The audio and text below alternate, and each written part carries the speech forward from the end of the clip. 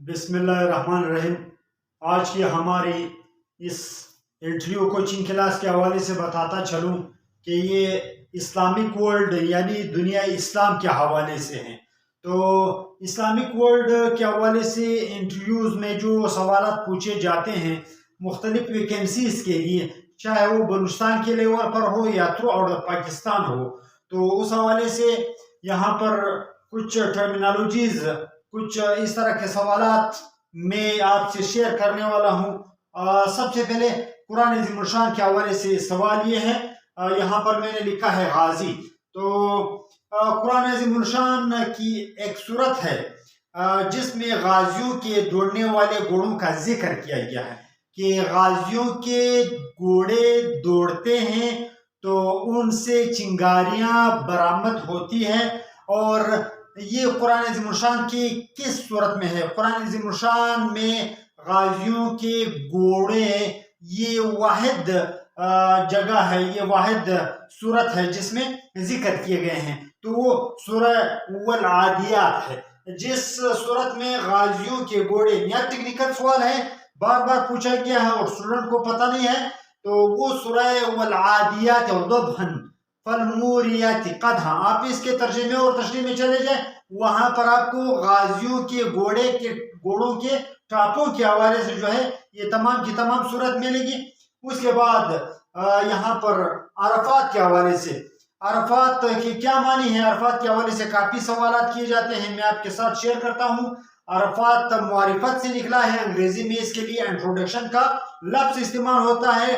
تو حضرت حوا علیہ السلام کو جب جنت سے پھینکا گیا تو ان کو جدہ میں پھینکا گیا، اور جدہ سے مراد ہے بوڑھی، چونکہ وہ عورت تھی اور بعد میں بوڑھی ہوئی، اس نسبت سے یہ جگہ آج تک جدہ کہلاتی ہے۔ جبکہ آدم علیہ السلام کو سرندیپ یا سری لنکا میں پھینکا گیا، وہاں سے وہ روانہ ہوئے، اور ان دونوں کی ملاقات جو ہے وہ عرفات کے میدان میں ہوئی، اس نسبت سے اس جگہ کو انٹروڈکشن کی جگہ یعنی دونوں کی ملاقات اور معرفت کی جگہ کہا جاتا ہے۔ اور یہ وہ پوائنٹ ہے جو حج کے ارکان میں بھی شامل ہے۔ آپ کو بتاتا چلوں، حج کے جو ارکان ہیں، حج کے جو فرائض ہے، اس میں عرفات میں رات گزارنا جو ہے وہ شامل ہے، عرفات کی پہاڑی پر۔ اس کے بعد فرشتوں کے حوالے سے مختلف سوالات ہوتے ہیں۔ قرآن عظیم الشان میں مقرب فرشتے جو ہیں، جو مقربین ہیں، کن مقرب فرشتوں کے نام باقاعدہ آئے ہیں، تو وہ حضرت جبرائیل علیہ السلام اور حضرت میکائیل علیہ السلام ہیں۔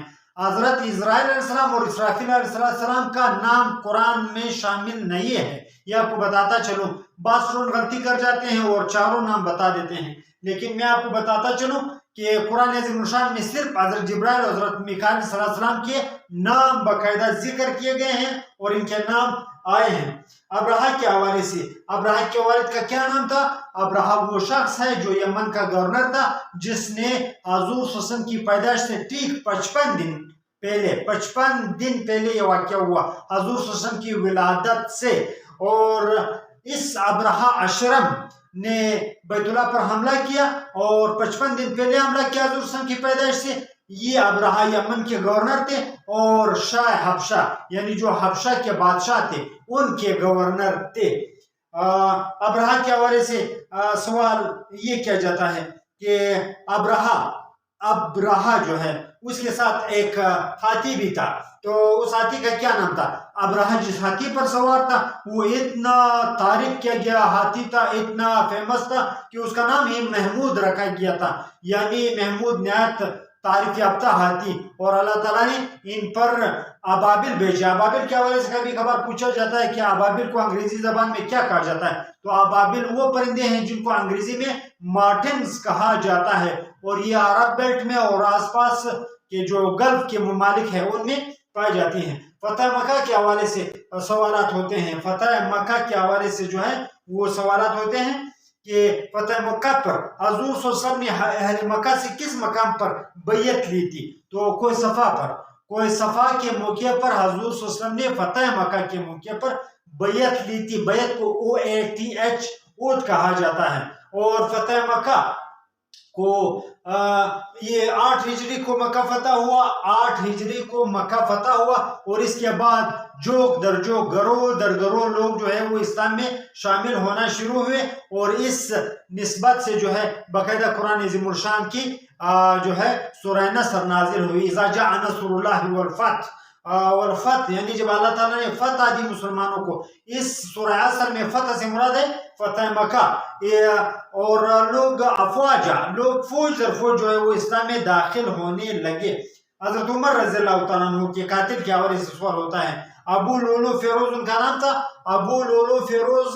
और हज़रत उमर रज़ियल्लाहु तआला अन्हु सुबह की नमाज की तैयारी कर रहे थे, नमाज की इमामत कर रहे थे कि उन्होंने खंजर मारा, बर्चा मारा, जिससे हज़रत उमर रज़ियल्लाहु तआला जख्मी हुए और इसी जख्म से शहीद हुए। अबू लुलु फिरोज ताल्लुक फारस से था, ताल्लुक ईरान से था, ईरानी थे, इस्लाम कबूल नहीं किया था और एक मुसलमान के गुलाम थे। इन्होंने हज़रत उमर रज़ियल्लाहु तआला अन्हु को बर्चा मारा। उमरियन लॉज के हवाले से पूछा, what do you know about Umarian laws? तो हज़रत उमर रज़ियल्लाहु तआला ने जो लॉज इंट्रोड्यूस करवाए वो लॉज आजकल आपके स्कैवेंडियन जो कंट्रीज है, जो ममालिक है, डेनमार्क, नॉर्वे वगैरह, और इन ममालिक में हज़रत उमर रज़ियल्लाहु के लॉ को बाकायदा कानूनी हैसियत दी गई है। और जब बच्चा पैदा होता है तो पहले ही दिन से उसका एजाजिया शुरू होता है। इस लॉ को उमरियन लॉ कहा जाता है, जो हज़रत उमर रज़ियल्लाहु तआला अन्हु ने इंट्रोड्यूस करवाया, और आज तक इनकी ये इंट्रोडक्शन जो है वो दुनिया इसको सुर्ख सलाम करती है। उसके बाद शाह वलीउल्लाह रहमतुल्लाह अलैह ने कुरान पाक का तर्जमा किस ज़बान में किया? शाह वलीउल्लाह रहमतुल्लाह अलैह ने कुरान अज़ीमुल शान का तर्जमा जो है वो पर्शियन ज़बान में किया, फारसी ज़बान में किया। और शाह वलीउल्लाह रहमतुल्लाह अलैह जो है उनका असल नाम कुतुबुद्दीन था, उनका असल नाम कुतुबुद्दीन था। आप देहलवी हैं, आप दिल्ली में पैदा हुए हैं। उसके बाद आप रहमतुल्लाह अलैह के एक बेटे हैं शाह अब्दुर रहीम। शाह अब्दुर रहीम जो है उन्होंने ये कुरान अज़ीमुल शान का उर्दू तर्जमा किया, बामावरा उर्दू तर्जमा किया। आखिरी साहबी कौन है? सबसे आखिरी साहबी जब सहाबा का दौर खत्म हुआ, साहबी उस शख्स को कहा जाता है जिसने हुज़ूर सल्लल्लाहु अलैहि वसल्लम को ईमान की हालत में देखा हो और ईमान नहीं पर उसका खात्मा हुआ हो। आखिरी साहबी जब फौत हुए तो सहाबा का दौर खत्म हुआ और ताबईन का दौर शुरू हुआ। तो आखिरी साहबी हज़रत अनस बिन मालिक है, जो 93 हिजरी को यानी 93 हिजरी को जो है उनका वसाल हुआ। इस तरह 93 हिजरी को ताबईन का दौर जो है वो शुरू होता है। उसके बाद इंडोनेशिया के हवाले से ये सवाल हुआ था, और नया टेक्निकल सवाल है कि इंडोनेशिया वाहिद मुल्क है जिसमें मौज़न के लिए एक खास टर्मिनोलॉजी इस्तेमाल होती है। वो क्या है? तो आपको बताता चलो, निहायत टेक्निकल सवाल है कि इंडोनेशिया वाहिद मुसलमान मुल्क है जिसमें मौज़न को बिलाल कहा जाता है। जब भी मौज़न जिसका चाहे जो भी नाम हो, लेकिन जो भी आज़ान देता है उसको बिलाल के नाम से पुकारा जाता है। हज़रत मरियम अलैहिस्सलाम के हवाले से जो है वो सवाल हुआ था कि हज़रत मरियम अलैहिस्सलाम का मकबरा कहाँ पर है, किस मुल्क में? ये भी नया टेक्निकल सवाल है। तो मकबरा जो है वो आपका उर्दन में है। हज़रत मरियम अलैहिस्सलाम का मकबरा वो उर्दन में है। उर्दन को अंग्रेजी ज़बान में जॉर्डन कहा जाता है। और उर्दन वो मुल्क है जिसमें इस वक्त बादशाहत है, और अरब स्प्रिंग की जो चिंगारियां हैं वो उर्दन तक भी फैली, लेकिन आज तक उसमें बादशाहत है। और शाह अब्दुल्ला जो है वो इसके हेड ऑफ स्टेट हैं, कभी कभार ये भी पूछा जाता है। उसके बाद तमत्तो से क्या मुराद है? तमत्तो हज की एक किस्म है। तमत्तो हज की एक किस्म है। अच्छा, हज की कितनी किस्में हैं? हज की 3 किस्में हैं, उसमें तमत्तो भी एक किस्म है। सबसे पहली किस्म हज अफराद है जिसमें हाजी सिर्फ हज करता है, और हज किरान है जिसमें हाजी एक ही एहराम में हज और उम्रा अदा करता है। और हज तमत्तो वो हज है जिसमें हाजी एक एहराम में वो हज उम्रा कर लेता है, बाद में एहराम उतार लेता है, और उसके बाद फिर जब हज का सीजन आता है तो फिर हज के लिए अलहदा एहराम बांध देता है। इसको हज तमत्तो कहा जाता है। यानी बेसिकली फर्क ये है कि हज किरान में भी हज और उम्रा होता है और हज तमत्तो में भी हज और उम्रा होता है। लेकिन किरान में कुरान नहीं है, कुरान की तरह लिखा जाता है, इसमें ज़ेर है। किरान में एक ही एहराम में हज और उम्रा दोनों इकट्ठा किया जाता है, जबकि तमत्तो में दोनों के लिए अलग-अलग एहराम बांधे जाते हैं। अहादीस के हवाले से, अहादीस के हवाले से सबसे ज्यादा अहादीस जो है वो किस से मनकूल है, किस शख्सियत ने, तो वो सबसे ज्यादा अहादीस हजरत अबू हुरैरा रज़ी अल्लाह तआला अन्हु से जो है उनसे रिवायत किए गए हैं और इनकी तादाद 2700 प्लस है, 2700 प्लस। जबकि दूसरे नंबर पर हजरत आयशा रज़ी अल्लाह तआला अन्हा है। हजरत आयशा रज़ी अल्लाह तआला अन्हा से जो है वो 2210 हदीस जो है वो मरवी है, उनसे रिवायत की गई है।